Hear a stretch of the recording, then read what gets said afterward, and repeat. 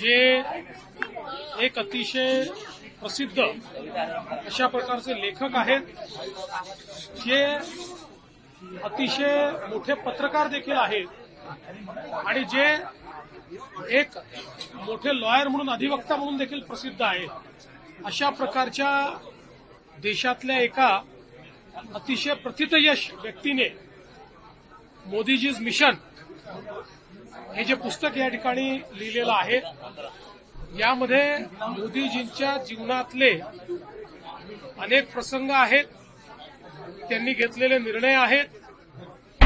अशा प्रकारचा व्यक्ती तयार कसा होतो, त्याच्या व्हॅल्यूज काय आहेत, या गोष्टी आपल्याला त्याच्यामध्ये पाहायला मिळतात. आणि कशा प्रकारे त्यांनी जनरेशनल काम केलेलं आहे. आणि त्यांनी एक महत्वाचं वाक्य त्यात म्हटलेलं आहे की 20वे शतक हे महात्मा गांधींच्या नावाने ओळखलं जातं, 21वे शतक हे नरेंद्र मोदींच्या नावाने ओळखलं जाईल, अशा प्रकारचं एक विधान देखील या पुस्तकाच्या माध्यमातून त्यांनी केलेलं आहे. मला असं वाटतं अतिशय वाचनीय असं हे पुस्तक आहे. भारताचा प्रवास याच्यामध्ये आहे, मोदीजींचा प्रवास याच्यामध्ये आहे आणि भारत कुठल्या दिशेनं जातोय हे देखील आपल्याला यातनं पाहायला मिळतं.